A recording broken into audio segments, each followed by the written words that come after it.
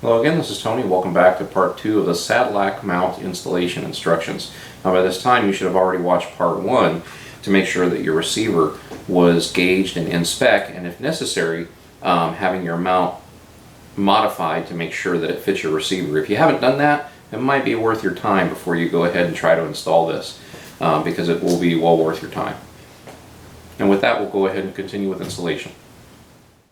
So the mount comes with a set of instructions and a couple of dowel pins that are precision ground to different sizes so that you can inspect the groove on your receiver. Okay, other tools you're going to need is a 3/32 roll pin punch, so make sure it's a roll pin punch and not just a flat one. Actually, a flat one will probably work for this application because we're just going to take the roll pin out, we're not going to put it back in.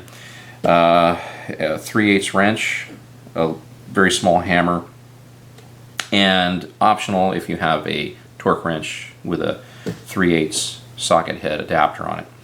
Okay, so first thing I'm going to cover is removing the cartridge clip guide. Now, there's only one other video that I know of that shows the Sadlak scope mount being mounted, and the first step that this guy does, the first mistake he makes, bless his heart, is he drives the cartridge clip guide out the wrong way.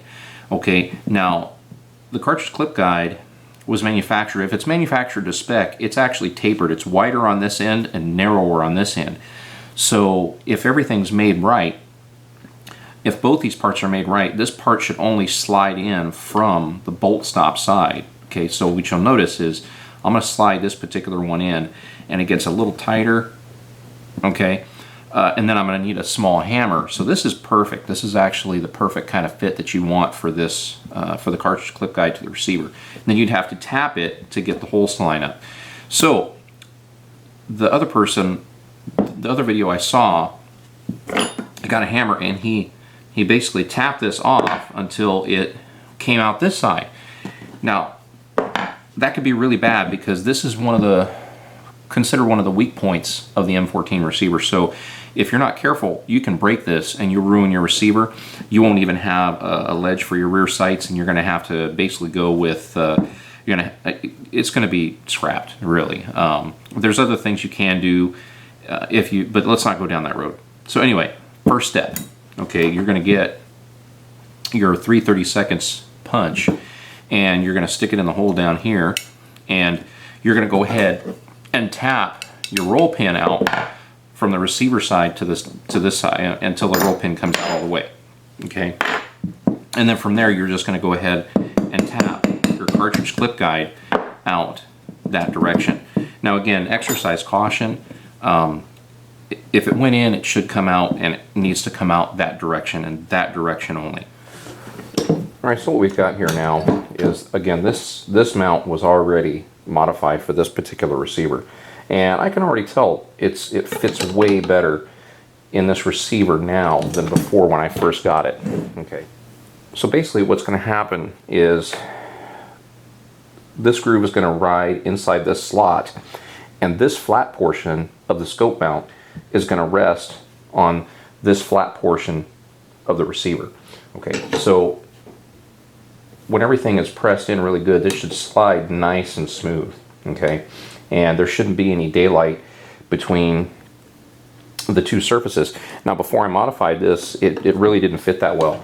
And also, so what's supposed to happen is as you mount this mount onto the receiver, it's supposed to slide back, and this angled portion is supposed to mate up with this angled portion of the cartridge clip guide slot. Okay, so what I like about it this time is before I had it mounted, these two surfaces would meet at different points. So one point, I believe it was this one, would hit first, and this point here had a daylight. So if I had left it unaltered, and if I went ahead and screwed everything down, it would have pulled more on this portion of the receiver, possibly breaking it. So, yeah. So what I like is that, okay, right there, that's the perfect image. So right there, as I move the scope mount back, it hits the cartridge clip guide dovetails, and both the top and the bottom hit at the same time. So what that means is when you torque it down, you're putting an even amount of pressure on the top and the bottom of the cartridge clip guide mount. So now this mount fits really, really good, and I can go ahead and proceed with installation. Now, if only one of them, like say, if the bottom one had nothing, but the top one had a light gap, that means when I crank down on this, when I crank down on the top screw, you're gonna end up overstressing one of these, which is really, really bad. So that's to me, it's the most important part of this mount installation, is being careful about how that fits. So before you start your installation, also make sure that this recoil set screw is backed out, so that as you look at it, okay, there's nothing protruding, so you can tell that it's retracted enough. So you want to loosen up this set screw here and then back out the screw there. All right. Now it's very important to set this up the right way.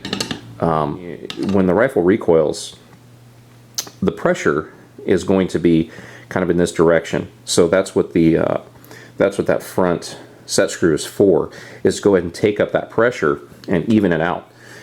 So what you don't want is to have nothing here and then all the recoil. So as the receiver wants to move forward, and the receiver wants to as the mount wants to move forward and the receiver wants to move back, you're putting more stress here on the dovetail, on the cartridge clip guide dovetail, which is what you don't want. Okay, so it's really important to get this all set up perfectly the first time. So at this point, it's a good time to go ahead and make sure that this screw is free of any grease, because we're going to go ahead and put some Loctite on this thing, and we want to make sure it's free of any grease, because on the other side you've got the bolt, and that is a grease point. So I just squirted it with some alcohol. We're going to go ahead and clean that hole out. There you go. So I've got a nice clean Q-tip. So the instructions say to go ahead and apply some Loctite 222 to the screw head or to the threads, either way. So the scope mount comes with some 222 already, so you shouldn't have to go buy any. It should come with the kit. So we'll just put some on the threads here, and you're going to put your mount on here, and it's going to slide nice and smooth there. So we'll put our cam washer in with the cam at the 9 o'clock position. You're just going to hand tighten, you're going to finger tighten this 3/8 screw into the side of the receiver. What this cam washer does is, as you move the washer,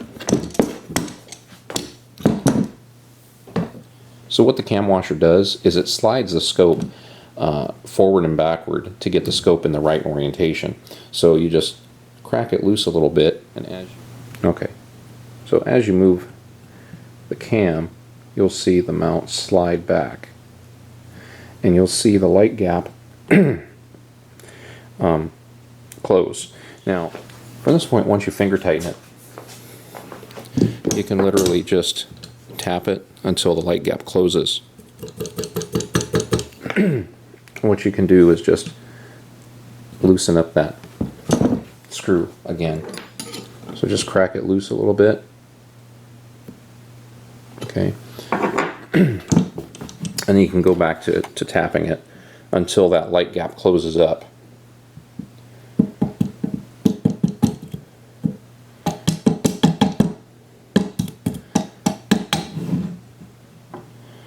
And I'm almost there. So at that point, it looks like my light gap is closed. And I didn't use a lot of force, so we're going to go ahead and call that position good. I would say at this point this is a properly positioned mount. So we're barely touching the cartridge clip guide slot, and we're not stressing anything out. Alright, now that we found the position for our cam washer, now it's time to go ahead and install the cartridge clip guide key. Okay, so you'll notice that on this cartridge clip guide key there is actually one side has a little bit of a step right here, and the other side doesn't have the step. So there's no explanation in the instructions on which way to put it. What I noticed is that if I put it with this this step, which is over here on this side, if I drop this into the slot, it basically, if I put it down, it basically only goes in a little bit, and then I have to drift punch it in. Now, if I put the slit on the top on this particular mount, it goes right through. And so what you'll notice is that as we look down here, you're going to see there's a little bit of a step here. So if that's there, you can either file this down or put it so that that step is on top, and the step will go in and allow the clip guide key to slide in good.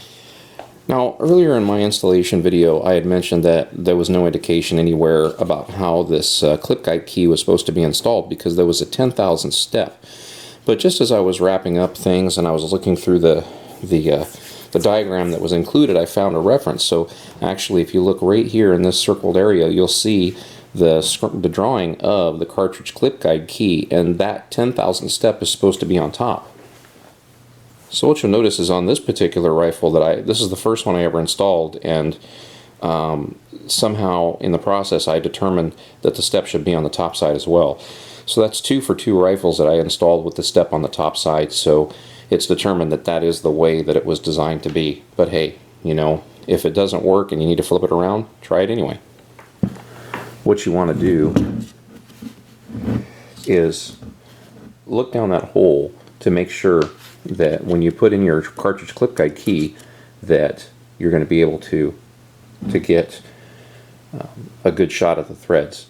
It's very easy to cross thread your screw when you put it in here. So what you should do is just trial fit this, and if you feel it binding, just stop. Don't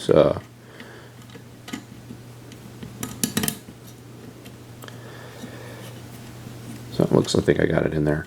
So I can see right now that it's going in real good and nice and easy. So now I know that's basically in alignment. All right, so at this point now it's time to torque down these screws. Now unfortunately I can only get an Allen wrench in there. I can't get my torque wrench in there to get a proper torque. But what I'm going to do is, since we have this basically all set up and aligned, I'm just going to remember where my cam washer is. It's pointed basically right at the E of Sadlak Industries. So I'm just going to kind of remember that, or you know, you can always just get a black marker and mark it.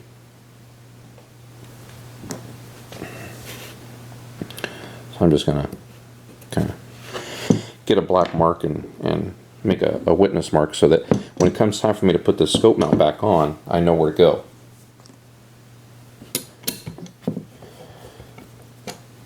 So at this point I'm going to break it loose and get the I'm going to get this screw out of here.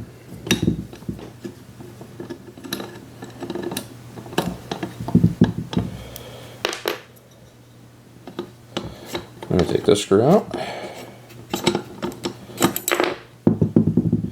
So now my cartridge clip guide key is in place.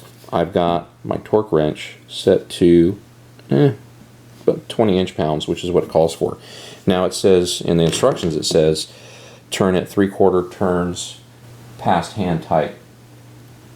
So we'll see exactly how much that is. So again, there's loose. There, now I've got resistance. So let's see. Well, right there is where I start to first encounter resistance, right there. So let's see what 20 inch-pounds looks like.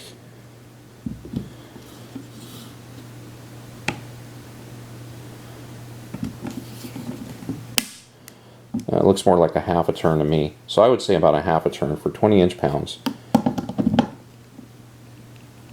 That one I must have had tightened down just a little bit more.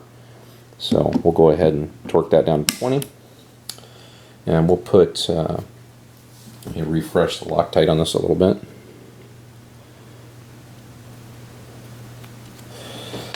So we will throw this back in.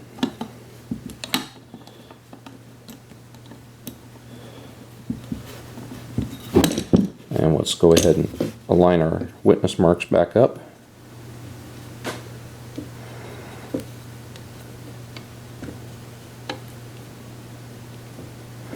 So about right there, I think, is where I see the witness marks lining back up. So I'll snug it down. Okay. We'll go ahead and throw this screw back in. Again, be very cautious. Make sure that it threads in very easily.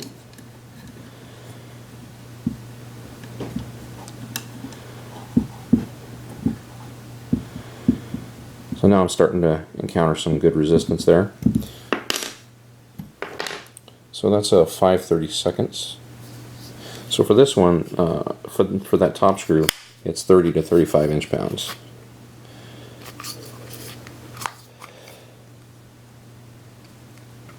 So I got it set to like 32, somewhere around there.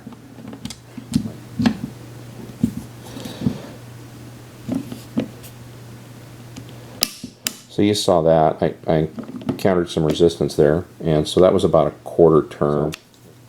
That's all set to between 30 and 35 inch-pounds. So now the last part, or at least for torquing, is to torque this to 60 to 65 inch-pounds. So for that, I've got a 3/8 bit that'll fit in my torque wrench here. So we're going to go ahead and get that torqued in. I got that set to 60. Okay. So the last part is setting the set screw here. So there's no torque spec on that, but what they do say to do is go ahead and remove this, put some Loctite on it,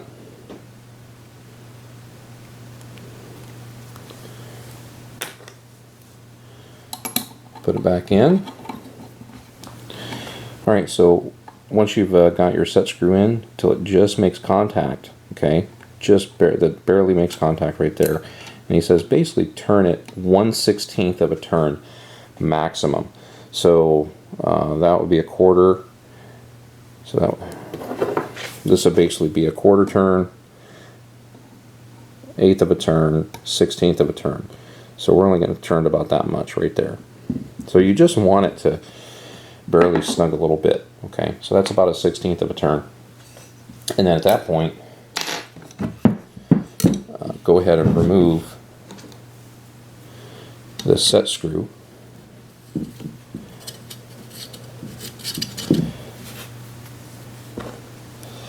And put a little bit of Loctite on it.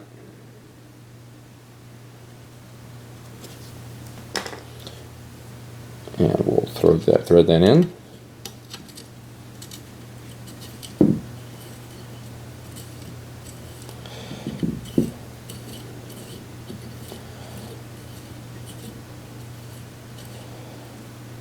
So there's basically what it says is to turn it a half a turn past hand tight.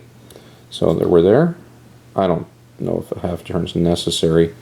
I'd say about a quarter turn. A half turn seems a little excessive, so I'm already flexing it quite a bit. So I would leave it about right there. Maybe just a little bit more than a quarter turn. So that's basically it. You're done. So at this point, we're fully installed and we're ready to go. Well, here's the only group I've shot out of it, and this was shot on November 11th of 2017.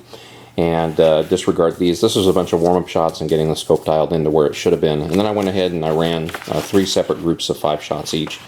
And you can see my smallest one was only 0.6 inches. And again, these are all 5-shot groups. And this one basically 3/4 of an inch and 1.03 inches. Average was basically 0.8 inches for 0.763 MOA at 100 yards. So I was very, very impressed. Well, that about wraps it up. Thanks for watching. I hope you enjoyed the video and I hope you found it helpful.